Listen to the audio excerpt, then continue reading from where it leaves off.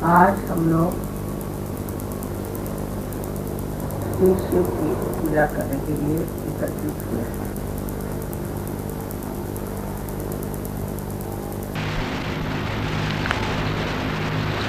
शिव जी के लिए कहा जाता है कि वो बहुत सरल हैं और एकदम भोले हैं, इसीलिए उनको जानना बहुत कठिन है।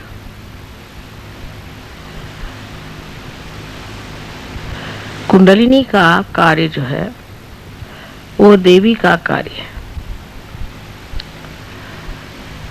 देवी ही इस चराचर सृष्टि को बनाती है और अंत में आपके अंदर कुंडलिनी बनकर शिव तक पहुंचा देती है।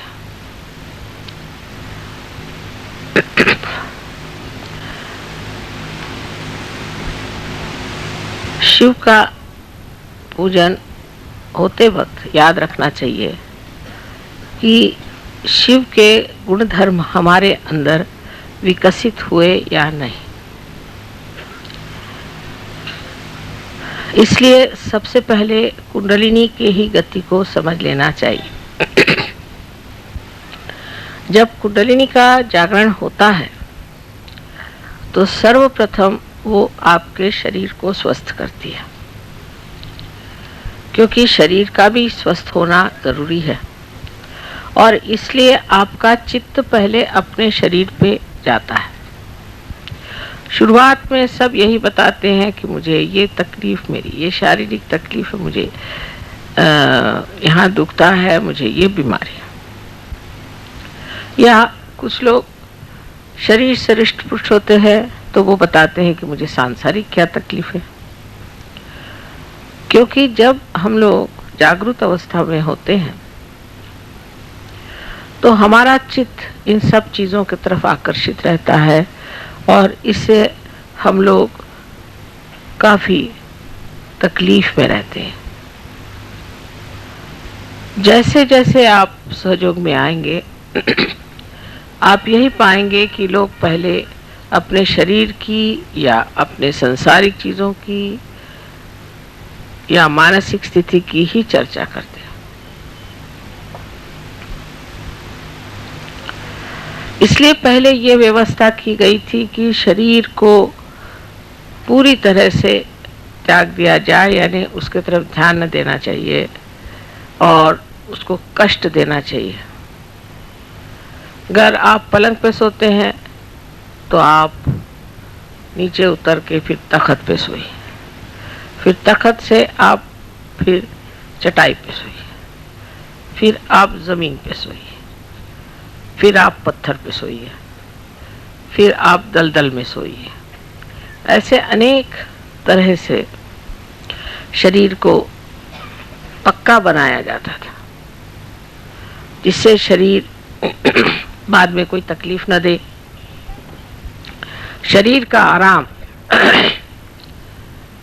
किसी भी तरह से मान्य नहीं किया जाता था। जैसे अगर एक रात जागरण हो गया तो तकलीफ हुई तो फिर 7 रात जागरण करो, फिर तकलीफ हुई तो 24 रात जागरण करो।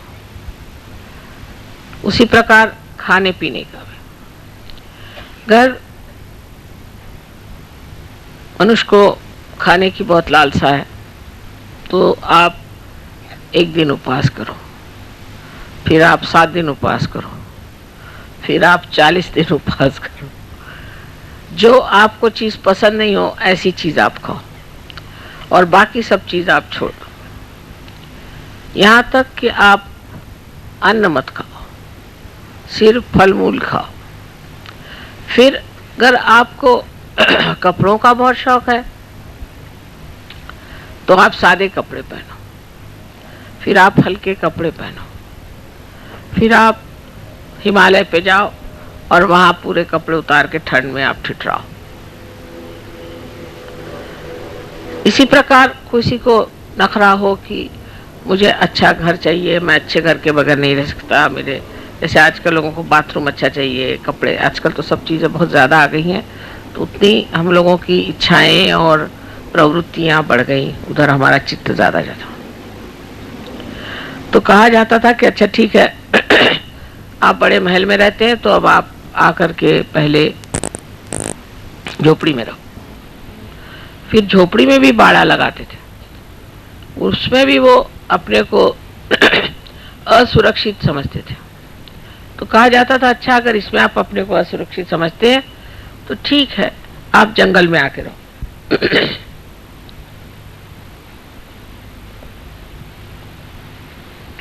या आप किसी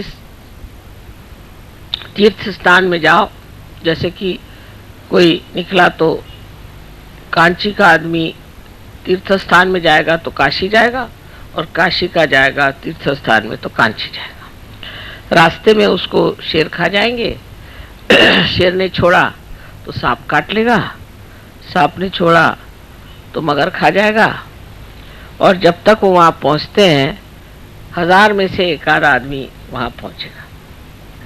इस तरह से लोगों को छाटते छाटते और फिर उनको फिर आत्म साक्षात्कार की बातचीत की जाती थी। सहयोग में उल्टा हिसाब किताब किया हुआ। सहयोग में न तो आपको घर छोड़ना है, न द्वार छोड़ना है, नहीं अपने खाना पीना छोड़ना है, नहीं वस्त्र का कोई प्रॉब्लम है, कुछ नहीं, सब आप जैसे हैं ऐसे ही रहें। और इसमें आपकी कुंडलिनी का जागृत हो जाएगी। कुंडलिनी इसी स्थिति में जागृत हो जाएगी। पहले तो एक हिरण का चर्म बिछा के उस पे बैठ के साधना करके फिर आपकी तपश्चर्या होगी। उसके बाद आप बहुत दिन तक भूखे मरिएगा, एकदम आपकी हड्डियां निकल आएंगी। तब भी फिर परीक्षा होगी, आपको उल्टा टांगा जाएगा, कुएं में डाला जाएगा, 2-3 बार देखा जाएगा किस हालत में आप हैं। उसके बाद अगर आप जिंदा रह गए तब फिर कहीं जा कर के चर्चा होगी।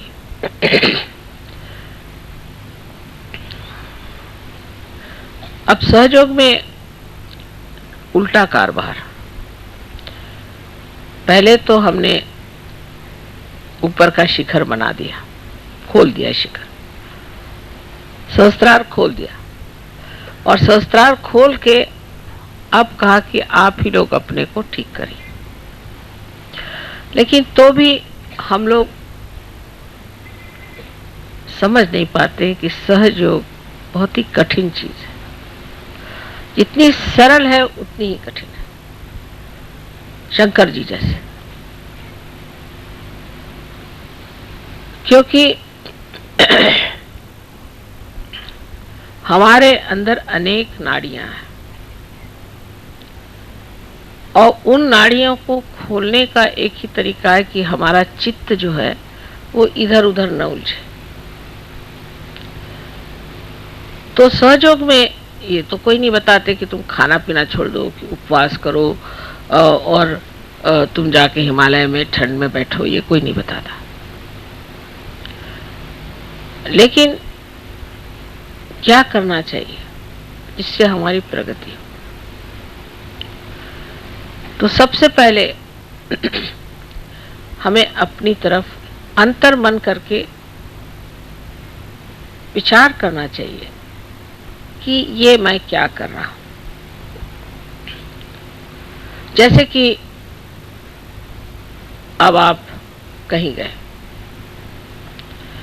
और आपने देखा कि आपको सोने की जगह नहीं मिली, तो फौरन आप शिकायत करना शुरू कर देंगे कि माँ देखिए हम वहां में सोने की जगह नहीं मिली। उस वक्त यह सोचना चाहिए कि मैं ऐसे क्यों कह रहा हूं, क्योंकि मैं अपने शरीर के बारे में चिंता कर रहा हूं कि मुझे सोने की जगह नहीं मिली, मुझे ठीक से जगह नहीं मिली, और मैं अपना चित्त इसी में डाले जा रहा हूं।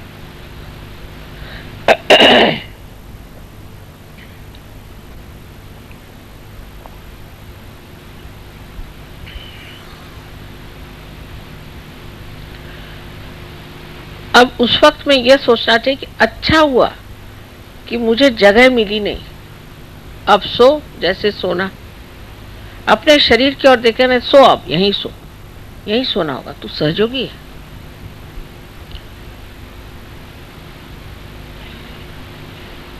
तुझे सोने के लिए अच्छी जगह क्यों चाहिए? दुनिया में कितने लोग हैं रास्ते पर सो जाते।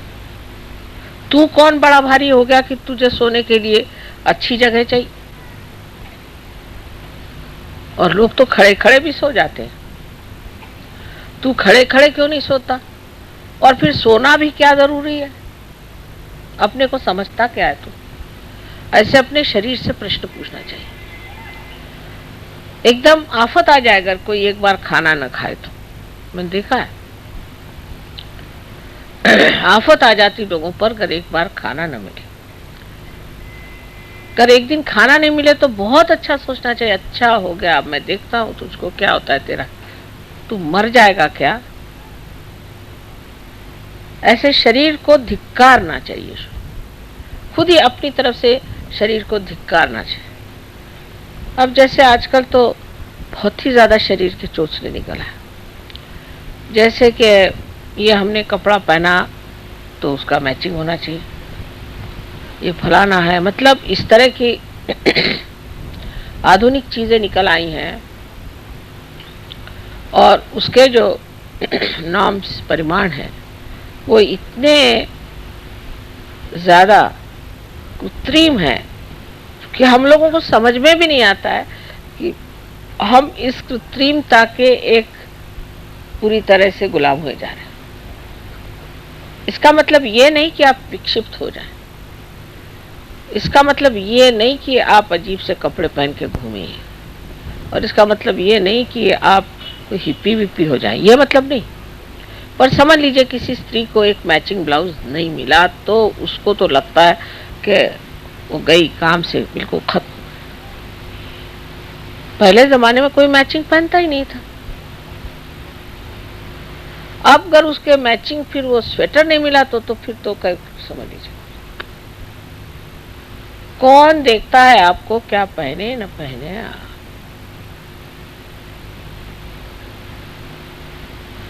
और ऐसे कौन आप देखने से कौन आप कोई ऐसी विभूति है कि आपको देखने से किसी का आज्ञा चक्र खुल जाएगा, कि किसी का कोई यंत्र खुल जाएगा, कि कोई ऐसी बात हो जाएगी? कुछ भी नहीं। उल्टे आपको देखने से तो कोई पकड़ जाएगा आदमी। कभी कभी तो मैं आंख झुका के चलती हूँ, लोग कहते हैं कि माँ तुम आंख क्यों झुकाते हो? मैं कहा भैया ठीक है चलने दो, लेकिन हिम्मत भी करनी पड़ती कि भाई ये आंख है, इसको तो काम करना ही है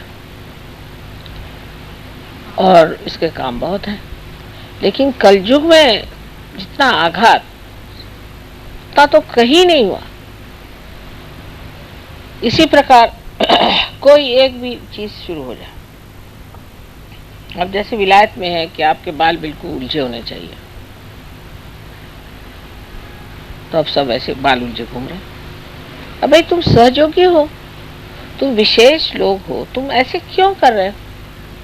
अपने को पूछना चाहिए कि मैं ऐसे क्यों करता हूँ, मैं अपने शरीर का इतना आराम क्यों देखता हूँ, मैं दुनिया के लोगों के साथ अपने को क्यों वैसी बनाना चाहता हूँ, उसी तरह से मैं क्यों रहना चाहता हूँ? मैं तो एक विशेष हूँ। पर विशेष कैसे होंगे कि अगर आप कहीं गए तो कमरे में सारे इधर पानी फेंक दिया, हम विशेष हैं। या कहीं भी बैठ के खाना खा लिया, हाथ नहीं धोए, हम विशेष हैं।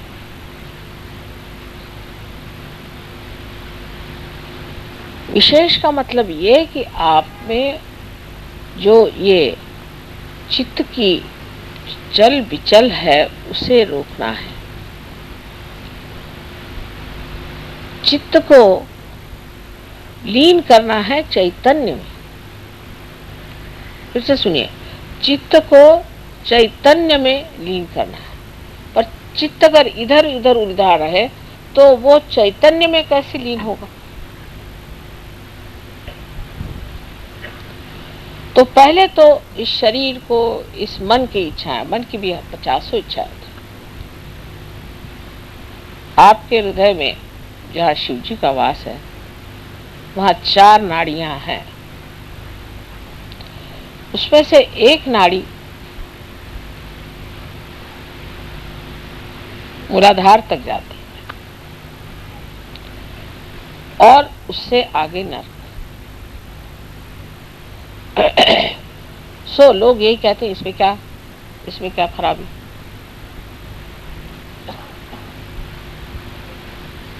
लेकिन आप सहयोगी हैं, अब आप नर्क काहे को जा रहे हो बाबा? आपका रास्ता बन गया, आप नर्क की ओर क्यों जा रहे हो? तो अपने और चित्त में ध्यान देना चाहिए कि मुझे ये वासना क्यों है मेरे अंदर, क्यों है, किस लिए, जो मुझे नर्क की ओर ले जा रहे। मैं तो एक कदम ऊपर रखे हुए हूं और एक कदम कब्र में रखा हूं। तो या तो कब्र में बैठ जाओ या ऊपर ही रह लो। ऐसी जो लटकी हुई स्थिति है हमारे इसमें है, एक गोली पर्स में, मैंने पर्स में है। साधना कहने से आ जाए, साधना कह दो ले आएगी, लाना चाहिए। बोल बोल के भी। हाँ, तो अब चित्त जो है उससे कहना कि तू कहाँ भाग रहा है, नर्क के तरफ जाना चाहता है क्या?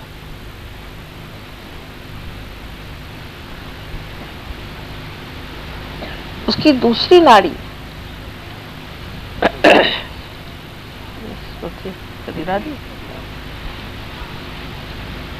उसकी दूसरी नाड़ी है, वो नाड़ी हमें इच्छाओं की तरफ ले जाती है। इसीलिए बुद्ध ने साफ साफ कहा था कि कोई सी भी इच्छा करना यही हमारे मृत्यु का कारण है। इसीलिए हम बुढ़े भी हो जाते हैं और इसीलिए हम बीमार करते हैं, क्योंकि हमें इच्छा होती है। इसलिए डिजायरलेसनेस होना चाहिए, इच्छा हमारी बिल्कुल खत्म हो जाए। लेकिन वो खत्म नहीं होती।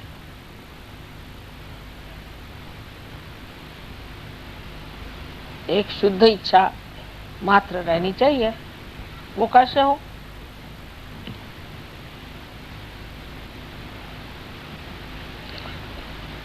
शुद्ध इच्छा इस तरह से हो सकती है कि आप सोचे मुझे इसकी इच्छा क्यों हो रही,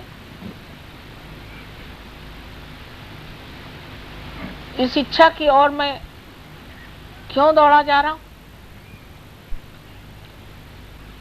ऐसी मैंने अनेक इच्छाएं की, उससे मुझे क्या फायदा हुआ?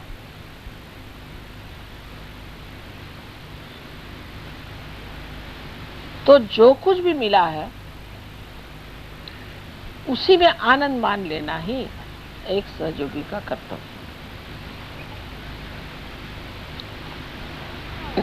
तब ये हुआ, किसी को इच्छा हुई कि मैं माँ के बिल्कुल सामने जाकर बैठूं, या किसी किसी को इच्छा होती कि हम पहले वहां जाकर खड़े हो जाए। ऐसी इच्छा क्यों हुई? क्योंकि अज्ञान में ये नहीं जाना माँ हर जगह, कहीं जाने की जरूरत क्या। तो शुद्ध इच्छा की जब आप इच्छा रखें, तो जब कुंडलिनी चढ़ती है तो ये जो इच्छा की नाड़ी नीचे की तरफ मुड़ी हुई है वो ऊर्ध्वगति उसको हो जाती है, उसमें शुद्ध इच्छा भर जाती है। इच्छा मनुष्य करता है इस विचार से कि इससे मुझे सुख मिलेगा, आनंद मिलेगा, मिलता कुछ नहीं। तो इस इच्छा को जो है आपको आनंद में लीन कर देना चाहिए, क्योंकि शिव का तत्व जो है आनंद, उनका स्वभाव आनंद है। इसलिए हर एक चीज में आनंद खोजना चाहिए, तब किसी चीज की त्रुटि ही नहीं लगेगी। दोष देखना, या हर एक चीज में ये ऐसा होता तो अच्छा होता। बहुत लोगों को आदत है, मैंने देखा, अब रास्ते से जा रहे हैं तो कहेंगे कि यहाँ पर इन्होंने फूल क्यों नहीं लगा दिया, फिर कहेंगे कि यहाँ पर से मार्ग दिखाने का ठीक से उन्होंने ये क्यों नहीं लगाया, ये रास्ता ऐसे ही मोड़ के क्यों नहीं गया। अरे बाबा, आपको म्यूनसिपालिटी में है, आपको क्या करने का, जो है सो है, आप काय को बड़बड़ कर रहे हैं। लेकिन दूसरे के बारे में हमेशा कहेंगे इसमें ऐसे करने से ठीक होगा, उसमें ऐसे करने से ठीक होगा। वो जो आप सोच भी रहे हैं वो कार्यान्वित भी नहीं हो सकता, वो तो कार्यान्वित भी नहीं हो सकता। अरे आवाज आ रही ना, सबको आवाज आ रही, जोर से आवाज आती, हाँ नहीं आ रही आवाज, तो वो चीज कार्यान्वित भी नहीं हो सकती। आपका कोई मतलब ही नहीं है उससे। अब जैसे बहुत से लोगों में होता है, सिनेमा में गए तो उसमें कोई सीन दिखा रहे कि एक आदमी जा रहा है और अब वो किसी पहाड़ी से गिरने वाला है, तो लोग कहेंगे अरे अरे कहाँ जा रहे, तुम गिर जाओगे। वो तो सिनेमा में जा रहा है, वो कोई तुम्हारी बात सुन रहा है क्या। उसी तरह से हर एक चीज का ठेका लेके बैठते, और इस तरह से अपनी बुद्धि में भी पूरी तरह एक विचारों की श्रृंखला बना लेते। लेकिन जो कुछ आप देखते हैं वो देखना मात्र हो, देखना मात्र, तो निरीक्षण हो जाता है। एक कटाक्ष में भी निरीक्षण हो जाएगा और चित्र सा आपके अंदर बन जाएगा।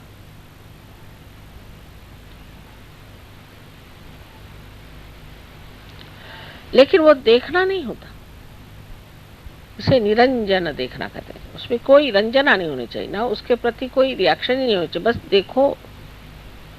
इस रिएक्शन का क्या फायदा, वही जैसे मैंने बताया कि सिनेमा में आप कोई आदमी कुछ कर रहा है तो कह रहा है तुम ऐसे मत करो, उसको सुन रहा है क्या तुम्हारे, उसको जरा ठीक ही कर दीजिए, बार बार गिर रहा है, देखते हैं हम।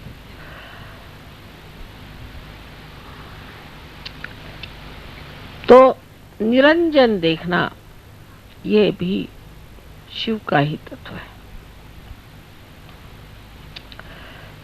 शिव के स्थान पर भी पहुंच गए और उनके मूर्ति के दर्शन भी हो गए, किंतु जब तक उनका प्रकाश हमारे अंदर नहीं आया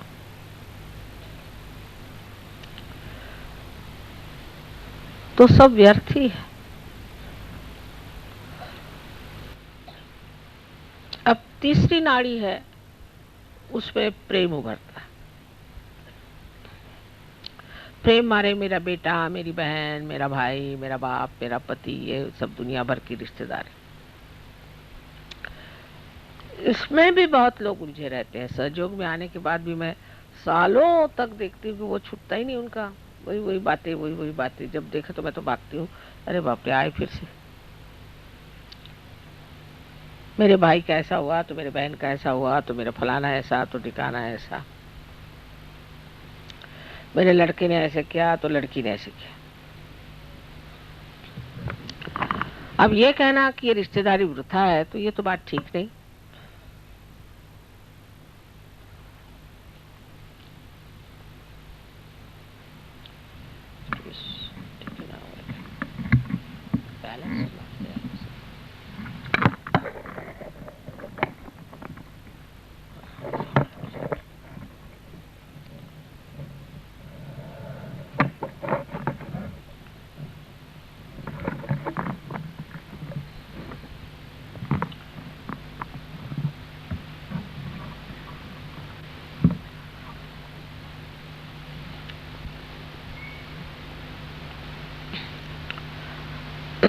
तो ऐसा मत के अपने बच्चों के लिए आप किसी को मर्डर भी कर दें, किसी को खत्म भी कर दें, कुछ भी कर सकते हैं इस ममत्व के लिए। कोई पत्नी के लिए, कोई प्रेयसी के लिए, तो कोई पति के लिए। तो इस कदर उसमें आदमी अपने जीवन को व्यर्थ करता है। I would say there's no balance. You can push it that side. इसको जरा पीछे खींचो तो होगा। नहीं, ये जो है ना डंडा, इसको पीछे खींचो तब होगा। अब ठीक है, बैलेंस की बात है बस। अब आएगा ठीक सामने।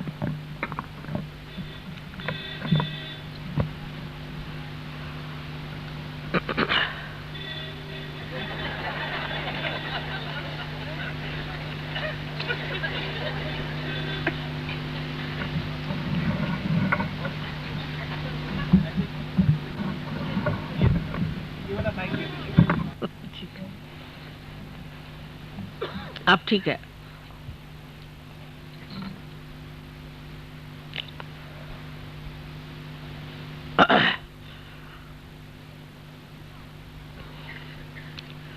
और उसके बाद देखते हैं कि जिनके लिए इतना किया वही आपके दुश्मन है, वही आपको सता रहे हैं, सबसे ज्यादा दुख वही दे रहे हैं।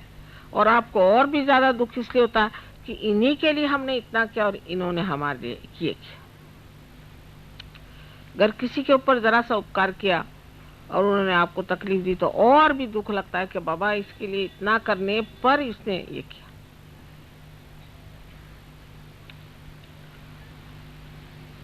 तो पहले जमाने में तो कहते थे कि सबको त्याग दो, घर त्यागो, बच्चों को त्यागो, बीवी को त्यागो, सब छोड़ छाड़ करके जंगल में जाके एकांतवास करो। सहयोग में ऐसा नहीं। सहयोग में यह है किसी को नहीं त्यागना है, सबको अपनाना है। क्योंकि सहयोग एक व्यक्तिगत कार्य नहीं कि आप जाके एकांत में बैठ गए और तपस्या की और बड़े ऊंचे हो गए तो क्या फायदा हुआ, आप अवधूत बन गए तो क्या फायदा हुआ। हाँ ठीक है, एक ऐसा आदमी हो तो अच्छे भाषण दे सकता है, हो सकता है कि थोड़ी बहुत चैतन्य की भी वर्षा कर सकता है, पर उसे सारा संसार तो ठीक नहीं हो सकता। हमें तो सारे संसार को ठीक करना। तब ये सोचना कि मैं क्यों अपनापन सिर्फ थोड़े ही सीमित लोगों में रखता हूं। और उसके भी वजह, एक साहब थे वो कह रहे वो मुझे बहुत अच्छे लगते। मैंने कहा क्यों? कह रहे उनके बाल बहुत अच्छे। तो मैंने कहा कि आपको बाल अच्छे लगते कि वो अच्छे लगते? फिर कोई कहेंगे कि साहब वो उनका हमारे साथ बर्ताव बहुत अच्छा। कोई अगर मीठी मीठी बातें करते तो वो अच्छे लगते हैं, कोई अगर ऐसे कपड़े पहनते तो वो अच्छे लगते हैं। फिर ये हमारे दिल्ली के रहने वाले हैं, फिर दिल्ली के बाद होगा कि नहीं भाई दिल्ली में तो रहते हैं पर ये पुरानी दिल्ली वाले हैं तो और भी नजदीक। फिर ये सब्जी मंडी के, फिर सब्जी मंडी में जो हमारा बैल हमने जिससे खरीदा था उससे इन्होंने बैल खरीदा तो और भी नजदीक होगा। और पता नहीं और कहाँ तक चलता है, इनका नाई और हमारा नाई एक।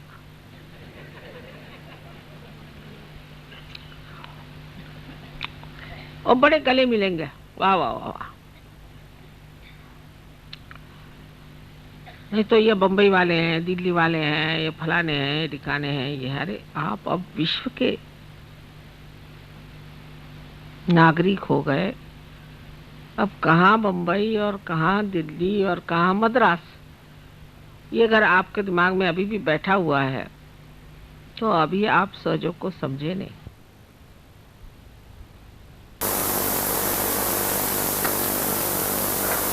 ये कब होगा? जब आपका ममत्व करुणा में लीन होता है, करुणा में, क्योंकि करुणा के सागर, दया के सागर शिव है। ये करुणा में लीन होना चाहिए। तो फिर बराबर समझ में आएगा कि किसे क्या समझना चाहिए, किसके साथ क्या करना चाहिए और अछूता कैसे रहना चाहिए। मैंने बहुत बार उदाहरण दिया है आपको कि एक पेड़ में आप पानी छोड़िए तो उसका जो सत्व उठता है वो पेड़ के हर शाखा में, हर पत्ते में, हर फूल में, फल में जाता है और लौट आता है। और नहीं लौटे तो वो उड़ जाता है। लेकिन अगर वो एक फूल ही में फंस जाए तो वो पेड़ भी मर जाएगा और फूल भी मर जाएगा। तो जिसे निर्वाज्य प्रेम कहते हैं, जो देवी का एक वर्णन में कहा जाता है कि उनका प्रेम निर्वाज्य होता है, कि वो किसी के लिए कुछ करती हैं तो फिर उन्हें ये नहीं ख्याल रहता कि ये कुछ किया गया या हुआ और इसने ऐसे क्यों किया और ऐसे नहीं करना चाहिए था या कुछ भी नहीं, हो गया गया खत्म, हद करो छोड़ो। वो चिपकता नहीं दिमाग में, रात दिन वही गुनगुन लगी नहीं रहती। कोई भी चीज में उलझता नहीं मन, क्योंकि वो करुणा में, करुणा के सागर में लीन हो गया। और करुणा के सागर में जो लीन हो जाता है वो बस अब कोई आ गया उसको कोई तकलीफ लगता, बाबा इसकी तकलीफ ठीक कर दो। अब वो जाकर के बाद में छुरा लेके भी आए चाहे कुछ करे, ये विचार नहीं आता। तकलीफ है ना, अब ठीक कर दीजिए, इनको परेशानी ठीक कर दीजिए। हालांकि मैं जानती हूँ कि कोई कोई परेशानियों में कोई अर्थ नहीं है, लेकिन तो भी बहुत गंभीरता से उसको सुनती हूँ कि भाई क्या परेशानी बताओ, हाँ फिर ऐसा है तो फलाना है। छोटी छोटी चीजें भी कोई बताए। अपने अपने दायरे से लोग मिलते हैं, उनके दायरे में मैं नहीं उतर पाती, अगर वो मेरे दायरे में नहीं उतर पा रहे हैं तो ये उनका दोष नहीं, उनको उतरना चाहिए। उनको इसी दायरे में उतरना चाहिए जिसे करुणा कहते हैं। करुणा करुणा के लिए होती है, किसी काम से, किसी वजह से, किसी मतलब से, किसी रिश्ते से नहीं होती।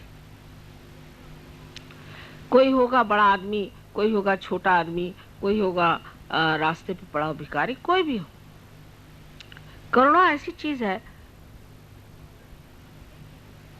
कि वो जैसे कि कहीं आपने देखा है कि समुद्र है, कहीं भी गड्ढा हो जाए उस पानी भर देगा, कहीं भी कोई त्रुटि हो उसको भर देगा।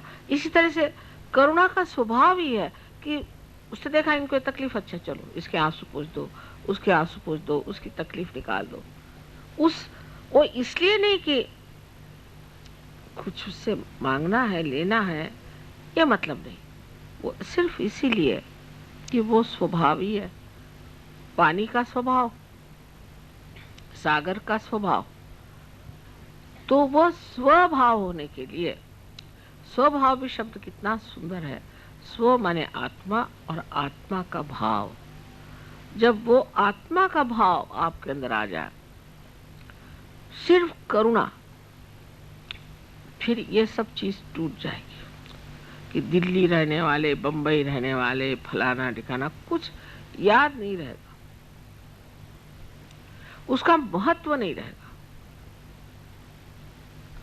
और हर आदमी क्या है वो जरूर आपको याद रहेगा कि ये कौन है, इनकी कौन सी तकलीफ है, एकदम देखते ही याद आ जाएगा। नजर आपकी कहाँ गई? नजर ये कर ढूंढ रही है कि ये दिल्ली वाला कौन है और फलाना कौन है और कलकत्ते वाला कौन है। अगर ये नजर आपकी ढूंढ रही है कि ये करुणा कहाँ वही चली जा रही, किसके ओर जा रही भाई, किसके ओर खींच रही मुझे, तो पता होगा कोई दुखी आदमी है। कोई साधक, बहुत बड़ा साधक होता है, एकदम हृदय खिंच जाना चाहिए उस आदमी की तरफ।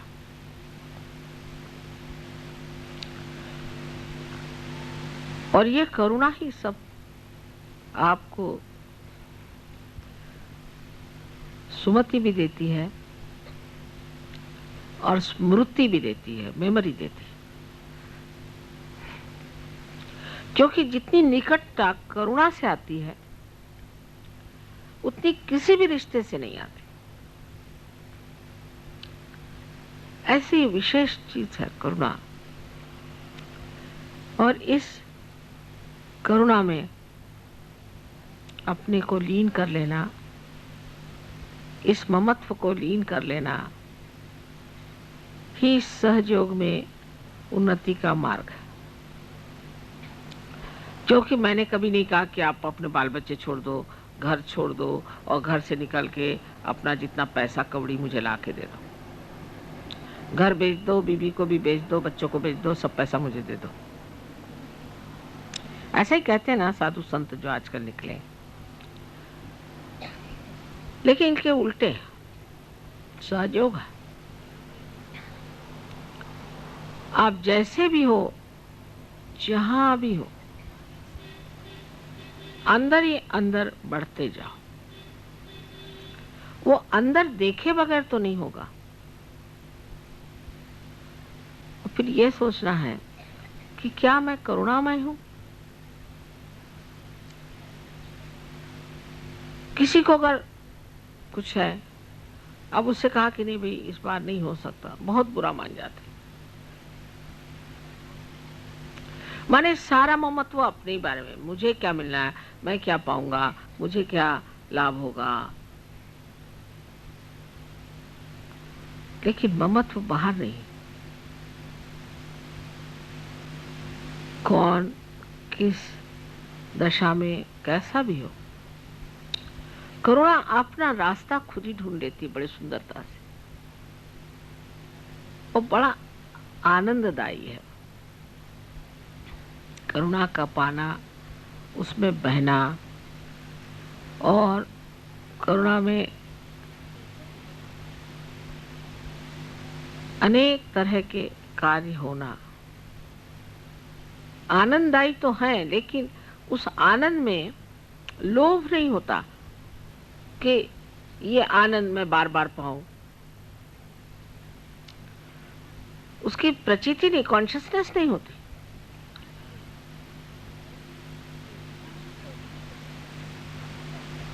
कर दिया, हो गया, हो गया। जैसे संगीत को सुन लिया, मजा आ गया, वहीं खत्म हो गया। उसी तरह से कोई काम है, कर दिया, खत्म। लीन हो जाती चीज। अब चौथी जो हमारे अंदर नाड़ी है, वो अत्यंत महत्वपूर्ण है हृदय में। और वो चौथी नाड़ी कुंडलिनी के जागरण से ही जागृत होती है और लेफ्ट विशुद्धि से निकल के और मस्तिष्क में जाकर के कमल को खिलाती है।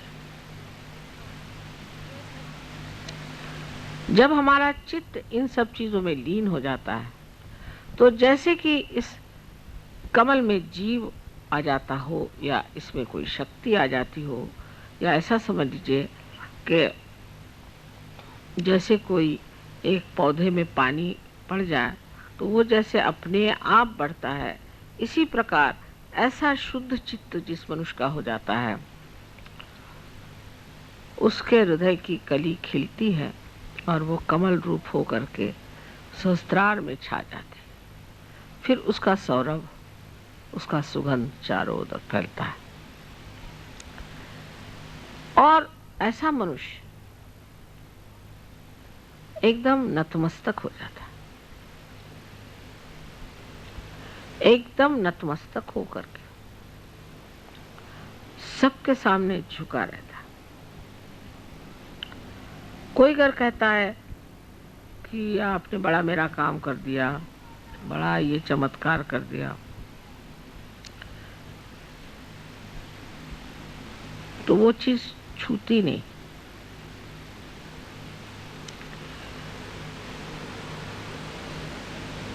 जैसे कि आनंद की लहरें बाहर की ओर तट पे जाकर के नाद करती हैं, किंतु वापस नहीं लौटती। उसी प्रकार जिस मनुष्य की यह स्थिति हो जाती है, उसका सारा कार्य बाहर निनाद करता है, आवाज करता है, उसका असर बाहर दिखाई देता है तट पर, उसके अंदर इसका कोई भी परिणाम नहीं आता, ख्याल भी नहीं आता, विचार भी नहीं आता। अब आप लोग कभी कभी, अभी आपने आगत स्वागत गाना शुरू किया तो मैंने सोचा किसी और का कर रहे क्या, मैं इधर उधर देख रही थी किसके लिए गा रहे हैं, किसका स्वागत कर रहे हैं। मुझे डर लगता है कभी मैं भी आपके साथ न गाने लग जाऊं। कभी आप लोग मेरा जय जयकार करते हैं तब तो मुझे बहुत ज्यादा डर लगता है कि मैं भी नहीं कहीं जय माता जी शुरू कर दूं। वाकई ऐसे छूता नहीं। जो भी आप कहते हैं, जो भी आपके निनाद हैं,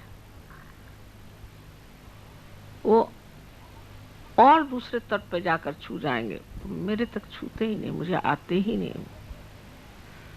हाँ, उससे हो सकता है कि अंदर बैठे हुए देवी देवताएं खुश हो जाएं और वो चैतन्य को बहाएं या कुछ करें, उस तट पर पहुंच सकता है।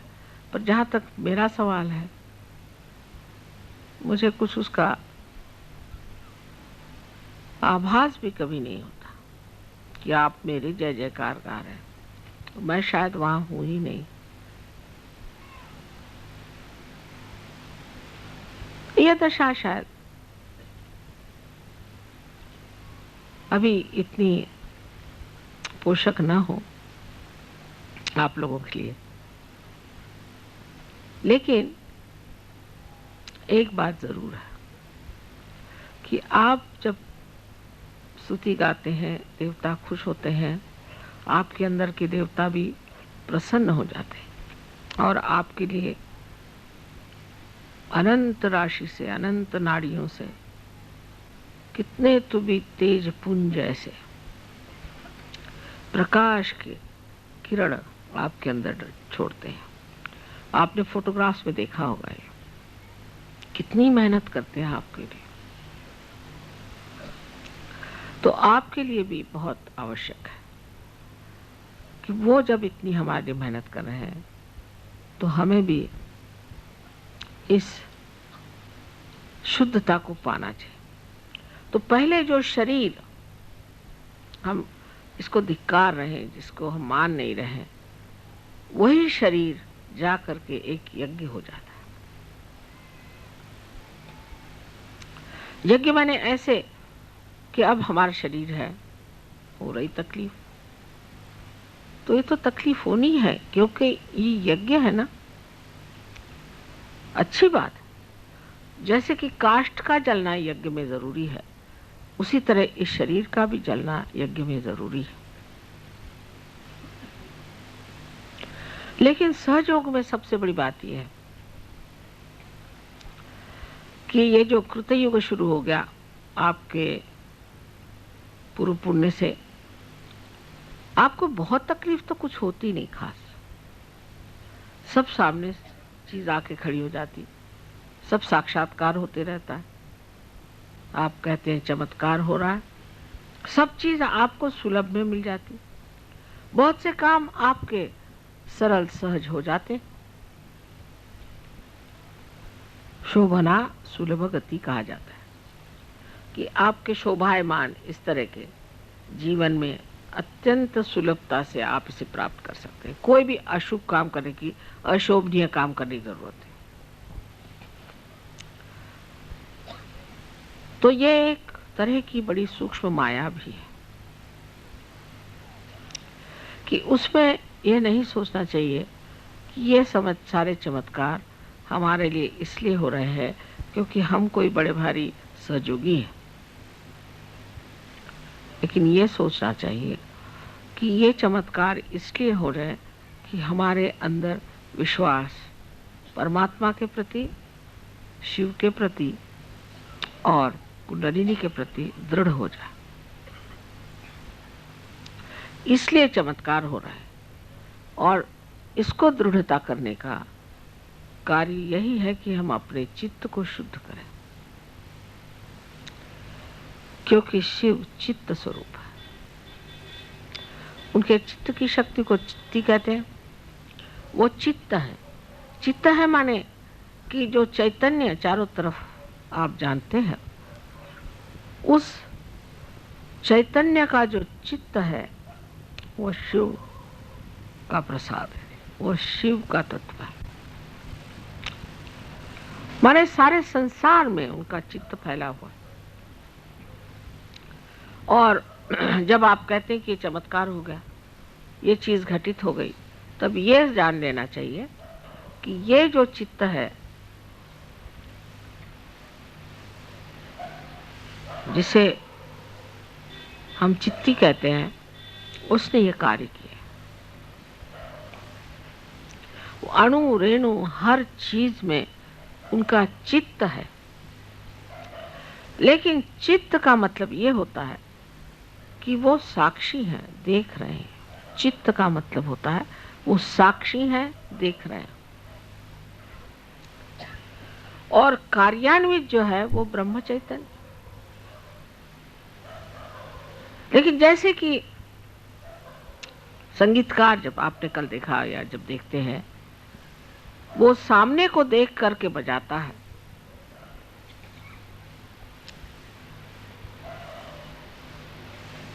उसी प्रकार ब्रह्म चैतन्य उस चित्त की दृष्टि को देख करके ही कार्यान्वित होता है।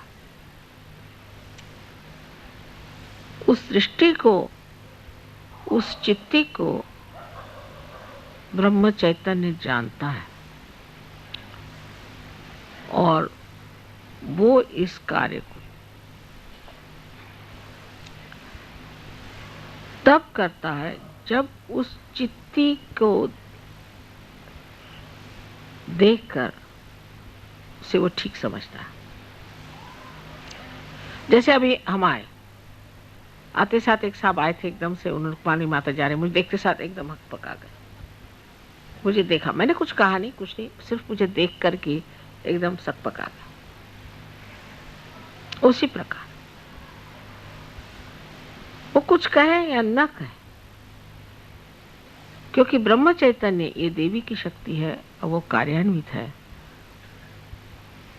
और वो उस देखने वाले को जानती है।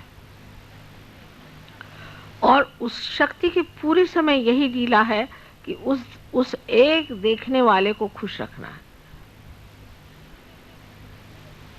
इसलिए कभी कभी आप कहते भी हैं कि माँ ऐसे गड़बड़ क्यों हो गया। वहां इसलिए हो गया कि वो जो चित्ती थी उसका रुख बदल गया था।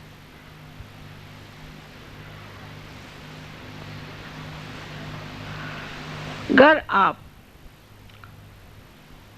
आज शिव की पूजा कर रहे हैं, तो ये मैंने जो 4 नाड़ियां बताई हैं उसकी ओर नजर करें, और जिस तरह से मैंने आपसे बताया है कि अपने को किस तरह से इन 4 चीजों में लीन कर लेना चाहिए चित्त को, ये कोई बड़ी गहन बात नहीं है, लेकिन सूक्ष्म है। और फिर आप मुझे बताइएगा कि इस तरह से अंतर्मन करके जो आपने अपने साथ विचारणा की कही है, या तपस्या की है, या जो वार्तालाप किया है, और जो अपने चित्त को शुद्ध किया है, उससे आप एकदम पाइएगा कि आप शिव के सागर में पूरी तरह से डूब गए। और ऐसी दशा आप सबकी हो जाए, यही मेरी एक शुद्ध इच्छा है।